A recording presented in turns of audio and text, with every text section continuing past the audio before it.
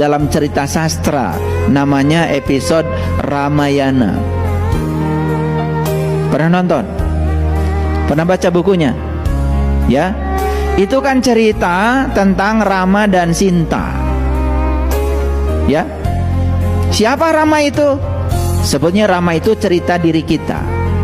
Siapa Sinta itu? Sinta itu cerita tentang kesadaran yang ada pada diri kita. Maka Sinta itu, Dewi Sinta itu dicuri oleh Rahwana. Siapa Rahwana? Rahwana itu disebut Dasamuka. Dasamuka itu artinya 10 wajah. Siapa Dasamuka itu? Dasamuka itu adalah penguasa negeri Alengka. Alengka itu sebetulnya bahasa Sanskerta, arti yang sebenarnya adalah pikiran. Jadi Rahwana ini adalah penguasa negeri Alengka, artinya penguasa negeri pikiran. Nah, pikiran itulah si Dasamuka, banyak wajah. Seperti lo, iya, lagi ngaji kayak gini, semuanya kelihatan seperti soleh. Lagi ngaji nih, aslinya kalian tidak terdeteksi di sini. Karena aslinya seseorang itu keluar tepat pada saat dia berhadapan dengan kontradiksi dalam hidupnya. Makanya saya bilang kemarin, orang lain itu hanya layar sebetulnya. Orang lain itu hanya cermin sebetulnya. Kalau kita marah pada orang, orang itu hanya layar, hanya cermin, hanya objek. Sebetulnya kita sedang mencerminkan kemarahan kita pada orang itu, lalu bayangan dari diri kita kelihatan di orang itu. Jadi saat seseorang marah, sebetulnya dia sedang mencerminkan kemarahannya pada orang. Sebetulnya dia sedang berkaca bahwa dia adalah seorang pemarah. Jadi bagus kalau ada orang lain yang memancing-mancing kemarahan kita. Bagus, harus berterima kasih pada mereka. Kenapa? Karena aslinya kita kelihatan di situ. Di sini kalian nggak kelihatan. Di sini seperti, oh, udah pakai baju kayak gini. Apalagi yang sini bajunya koko, sini bajunya syar'i.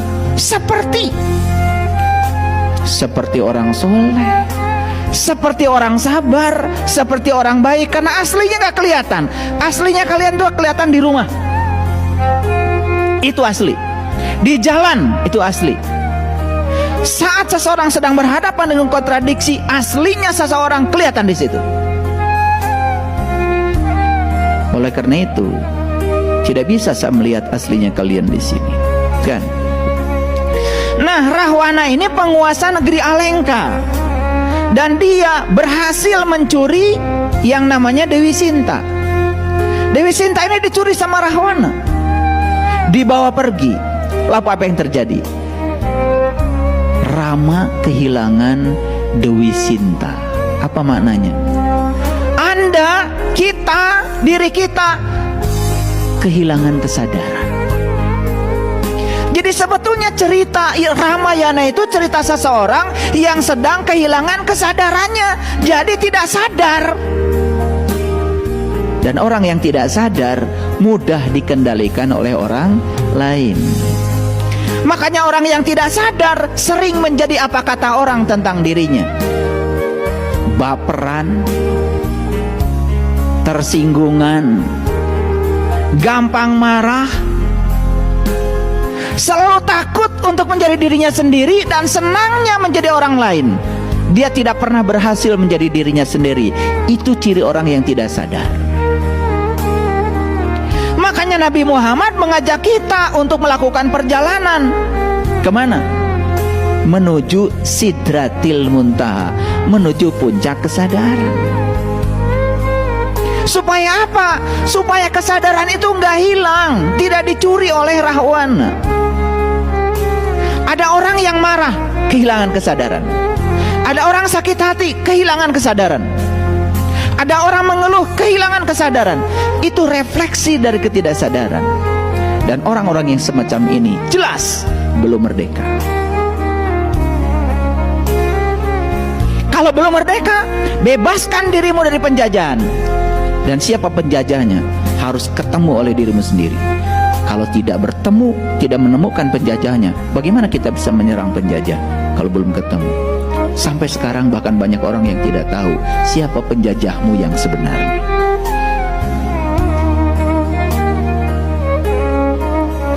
Makanya saya berulang kali mengatakan, kalau ada masalah, kembalikan masalah itu pada Sang Pencipta.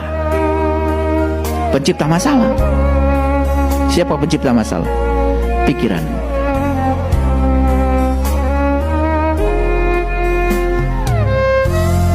Berhasil nggak Sri Rama mengembalikan Dewi Sinta? Berhasil nggak? Gimana caranya? Ternyata Sri Rama tidak bisa berdiri sendiri. Sri Rama perlu bantuan Hanuman. Dan Hanuman itu adalah simbolisasi dari seorang guru, simbolisasi dari seorang utusan Tuhan, simbolisasi orang-orang yang sudah mencapai kesadaran. Makanya belajar ilmu harus pada orang yang benar-benar tahu.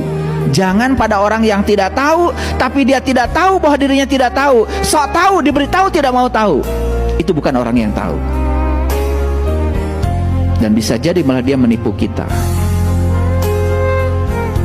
Dan yang kayak gini di semesta ini, mohon maaf, jumlahnya banyak.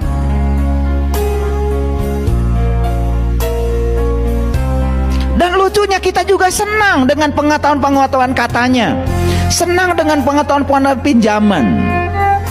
Tapi begitu dikasih pengetahuan sejati malah kita menolaknya. Aneh. Saya ceritakan rasanya kopi. Saya ceritakan rasanya kopi. Ribuan orang yang datang mendengarkan ceramah tentang rasa kopi. Dan semua mengatakan setuju, walaupun mereka nggak minum kopi. Yang ceramahnya pun nggak pernah minum kopi. Dari mana dia tahu rasa kopi? Ternyata dia baca buku tentang rasa kopi. Dia baca buku tentang rasa kopi, dihafalkan di otaknya, kemudian ceramahkan pada orang-orang yang belum pernah minum kopi. Dan semua setuju rasa kopi seperti yang dibicarakan oleh si pembicara. Dan jumlahnya yang mengikuti ceramah ini puluhan ribu. Disebutnya juga tabligh akbar. Tapi begitu saya mau bagikan kopi, hilang semua. Padahal Anda akan merasakan kopi kalau saya bagikan kopi dan Anda menerimanya. Betul nggak? Mau dikasih minum kopi semuanya ngilang. Padahal rasa kopi itu baru akan Anda rasakan tepat saat Anda minum kopi, bukan ketika Anda ikut seminar tentang penjelasan rasa kopi.